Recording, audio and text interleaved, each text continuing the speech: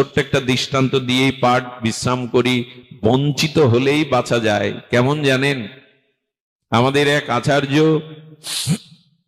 শ্রীনিবাস আচার্য প্রভু, তিনি শীতল বটবৃক্ষের ছায়ে অন্তরঙ্গ ভক্তদের নিয়ে ভাগবত পাঠ করছেন।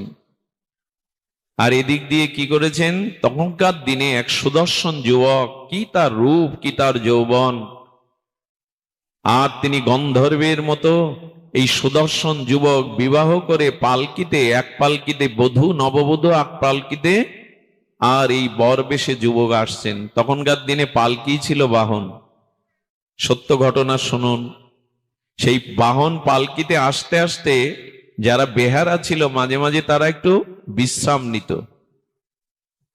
আর সৌভাগ্যের কি বলিহারি, শ্রীনিবাস প্রভু যখন সেই জাজি গ্রামে বসে